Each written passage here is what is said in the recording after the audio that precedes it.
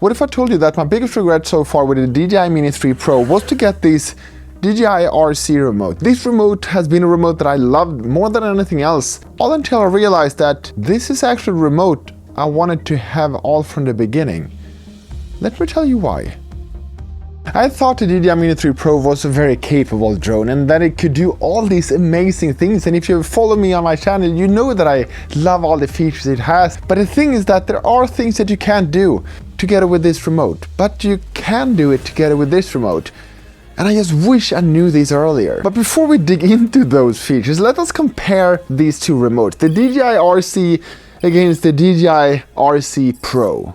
This one looks really professional and this one looks a little bit more childish. The DJI RC Pro weighs in at 680 grams, whereas the DJI RC weighs in at 390. The screen size is the same, it's a 5.5-inch screen and both supports 1080 resolution. There is a difference when you do screen recording. The DJI RC supports up to 720 resolution, whereas the DJI RC Pro supports 1080, which is really useful when you're going to post it to places where you would like to show off what you're doing on the remote. Another thing is that we on the DJI RC have Bluetooth 4.2, but on DJI RC Pro we have 5.1. The DJI RC Pro has support for a faster Wi-Fi connection, which makes it really handy when you're going to transfer things. Both controllers are communicating with the drone over O3+. The DJI RC has only internal antennas. The DJI RC Pro,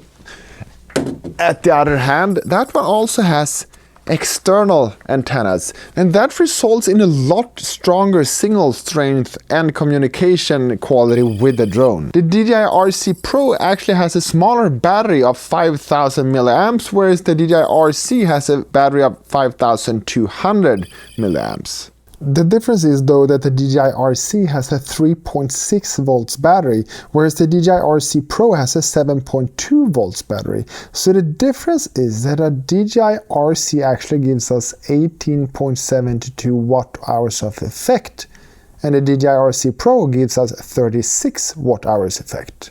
When it comes to buttons, many of the buttons are the same. There is both the return to home and pause buttons, but on the DJI RC Pro, those ones are divided up to one pause and one return to home. On the DJI RC, we have one button for both the return to home and pause. And I've actually linked to a dedicated video about the return to home feature in the description box below. We also have the toggle between cinematic, normal and sports mode on both. We have an on-off switch. On the back side, we have record buttons and a gimbal tilt and zoom buttons and toggle wheels. On the DJI RC Pro we have a back button at the top that we don't have in the RC. We also have a confirm button at the top right, and then we also have this little 5D button that can actually be moved in 4 different directions and also pushed in, and that is really handy to use when you're going to navigate, for example, certain menus. One difference is though that the controls on the DJI RC Pro is a lot more, it feels higher quality, whereas this one is a little bit more, I don't know, toy-like. The buttons on the back here, those are more rubberized and has a lot better feeling than the ones on the DJI RC. Then we have a really big difference, and that is the screen brightness. On the DJI RC we have 700 nits, on the DJI RC Pro we have 1000 nits. You maybe think that the screen on the DJI RC is bright enough and you haven't had any problems, but if you have tried the DJI RC Pro, then you can see the difference and you will really appreciate it. Another big difference is that the DJI RC has an 8GB internal memory, even though I've seen many YouTubers that is claiming that there is no internal memory on the DJI RC and that you definitely need a SD card. It actually has an 8GB internal memory. The DJI RC Pro, at the other hand, that one has a 32GB internal memory, so you really don't need any SD card on that one. And then if we take a look at the bottom here, it's almost the same. The DJI RC Pro has also a SD card slot, has a USB-C that can also be used for connecting an external USB-C microphone, but here it also has a micro HDMI port, and that is super useful because you can actually connect the DJI RC Pro remote to an external screen or monitor, so you can display what you see for people that are around you. So for example, if you're working on a film set or something like that, or you are working with a client where you would like to share what you are seeing. They don't need to see and hang over your shoulder to see what you're doing. You can just connect an internal monitor. And it's also really handy if you do live streaming. I just need to show you how well this works.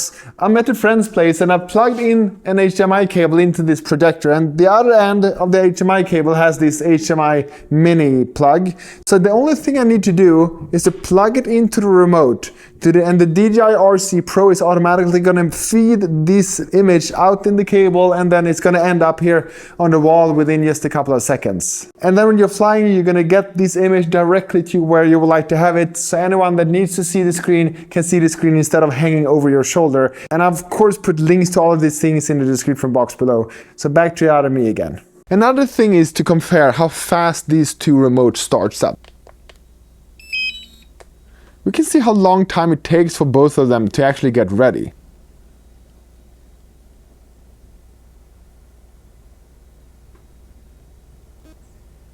And there we can see that the DJI RC Pro is already done.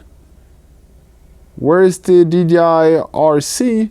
Well, that one is working a little bit longer, which means that you can actually get up and running and up and flying faster with the DJI RC Pro. And you can also see a color difference of the two screens, where the DJI RC Pro has a lot more accurate color. There is also a difference between the global navigation satellite systems that are used by these two remotes, and you can see the full specification on this page.